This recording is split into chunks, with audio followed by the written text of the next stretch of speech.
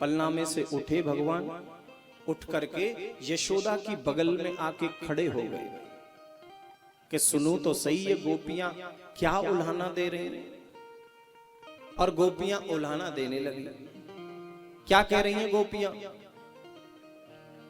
कि वत्सान मुंचन क्वचिद समय और क्रोश संजात हास स्तेयम स्वादित्यदिदधिपये कल्पिते स्तेययोगै किमर्कान भोक्षण विविजति सचे नाति भाण्डं भिनत्ति द्रव्यालाभे सग्रह कुपितो सुपक्रोशतो का। गोपियों ने बड़ा सुंदर उल्हाना दिया। गोपियां कहती हैं कि मैया आपके ये जो लाला है ना, ये हमारी गाय के बछड़न को खोल के भाग जामे। वत्सान मुंचन। यशोदा बोली देखो गोपियों ये तो कोई बड़ी बात ना है। अरे गाय के बछड़न ने खोल के भाग जामे तो तुम्हारो काम ही तो करें, या में बुराई का। गोपी बोली नहीं मैया, क्वचिद समय, जिस समय गाय से दूध निकालने का होता है उससे आधा घंटा पहले बछड़न को खोल दे में वो बछड़ा गाय का पूरा दूध पी जाते हैं और हमारे ताई एक छटाक दूध नहीं बचे, वो सारा दूध पी जाता। मैया बोली देखो गोपियों एक काम करे करो, तुम ना लाला को डांट दे करो। लाला भी छोटो सो है, तुम डांट दोगी तो ऐसा काम नहीं करेगा। गोपियां बोली मैया आप क्या ये समझती हो कि हमने इनको डांटा नहीं होगा? हमने इनको खूब डांटा लेकिन ये मानते कहां हैं। मैया बोली कोई बात नहीं गोपियों, मैं समझा दूंगी लाला को। गोपियां बोली देखो मैया अगर ये ऐसा काम करें भी है ना तो हमें तुम्हारे लाला बुरे नहीं लगे। हमें तो दिक्कत इस बात की है कि गाय के बछड़न ने खोले, इतनी परेशानी नहीं है। परेशानी तो हमको ये है कि हमारे घरों में आकर के माखन चोरी करते हैं, ये माखन को चुराते हैं। मैया बोली ये तो तुमने बहुत गलत बात कही है गोपियों, मेरो लाला कितनो छोटो सो है, ये तुम्हारे माखन की चोरी कैसे कर सके? इतने ऊंचे छींके पे तुम्हारे माखन की मटकी रखी रहे, ये कैसे कर सके माखन की चोरी? एक गोपी बोली देखो मैया तुम जिस लाला को कहती हो ना छोटा सा है, ये देखने में छोटा है मगर पेट में इसके में दाढ़ी वाला बैठा है। हाँ, ये देखने में ही छोटा है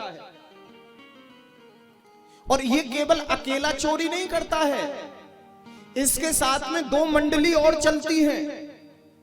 दो मंडली? बोले हाँ, एक है बंदर मंडली और दूसरी है ग्वाल मंडली, इसके सखाओं की।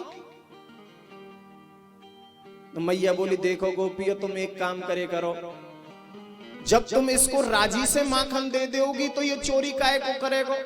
अरे मेरो लाला कितनों सौ माखन खातो है, वो ज्यादा से ज्यादा 50 ग्राम, छोटो सो। अगर तुम राजी से 50 ग्राम माखन याकू दे दोगी तो ये चोरी क्यों करेगो? तुम राजी ते दे करो। गोपियां बोली मैया बस तुम यही तो नहीं समझ पा रही हो। अरे जब हम इससे कहें ना कि लाला जितनो माखन खानो है राजी ते बैठ के खा लो, तो तुम्हारो लाला पतो है काके? बोले काके? बोले तुम्हारो लाला के राजी को माखन मीठो नहीं लगे, हमें तो चोरी कोई माखन मीठो लगे, या राजी को नहीं लगे मीठो। मैया को थोड़ी गुस्सा आ गई। मैया ने कहा देखो गोपियों मेरे घर में हजारों मटकियां भरी पड़ी हैं माखन की, तुम थोड़े से माखन के ताई मेरे लाला को उल्हानो देवे आई हो। अरे जितनो मटकी माखन चाहिए मेरे महल से निकाल के ले जाओ। गोपियां कहने लगी मैया आप तो नाराज हो गई, अगर ये माखन की चोरी करता भी है ना तो भी हमें कोई परेशानी नहीं है, हमें फिर भी बुरा नहीं लगे। हमें तो जब ज्यादा बुरा लगे जब ये माखन की चोरी भी करे और माखन की मटकी ने फोड़ भी दे दे।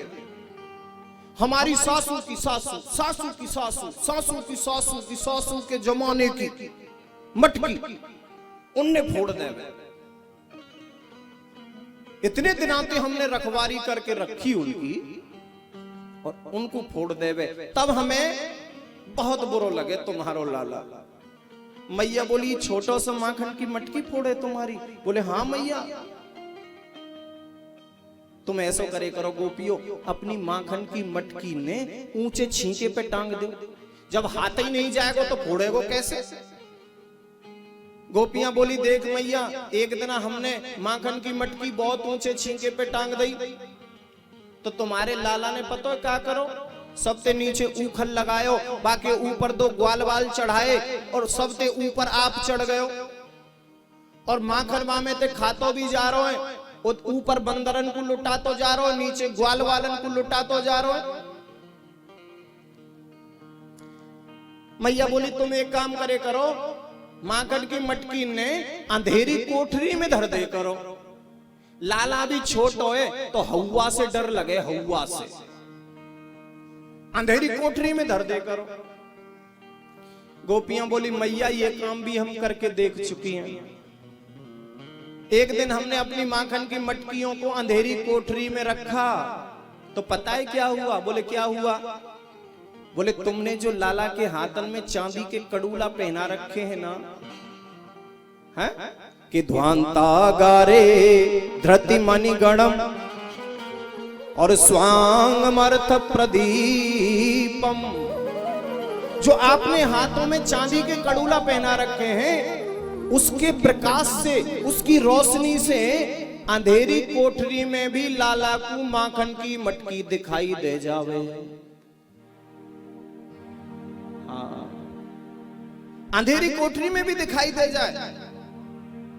मैया बोली तो एक काम करे करो, माखन की मटकी ने और ज्यादा ऊंची टांग दे करो, छींके पे बहुत ऊंची।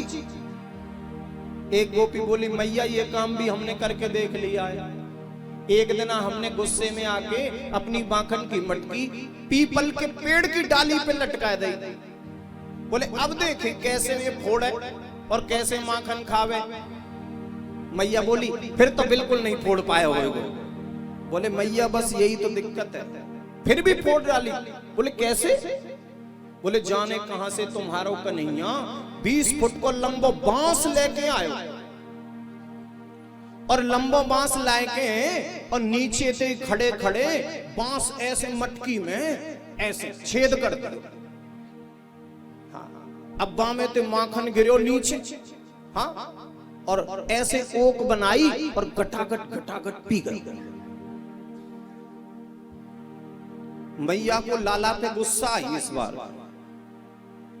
लाला बगल में ही खड़े, चौरे कन्हैया ये गोपी सही कह रही है, तेरी सौगंध मैया ये गोपी झूठ बोले। मोए तो ये भी नहीं पता मैया कि यह गोपी को घर कौन सी गली में, ये बिल्कुल झूठ बोले। तू या को भरोसा मत करियो। कन्हैया करे कि इनको पतियारो करे, तू इनका भरोसा करती है मैया कि इनको पतियारो करे और मैं तस्करिए साह और चोर नाम मेरो धर्यो, मेरो होन न देंगी ब्याह। मैया ये गोपी मुझको बदनाम करने पे तुली हैं, ये मुझको सिर्फ बदनाम करती हैं। मैया बोली ये बदनाम करके इनने कहा मिलेगो? बोले मैया ये चाहती हैं कि मैं बदनाम हो जाऊं और मेरा ब्याह न होए। हाँ, ये मेरी शादी नहीं होने देना चाहती, इसलिए बदनाम करती हैं।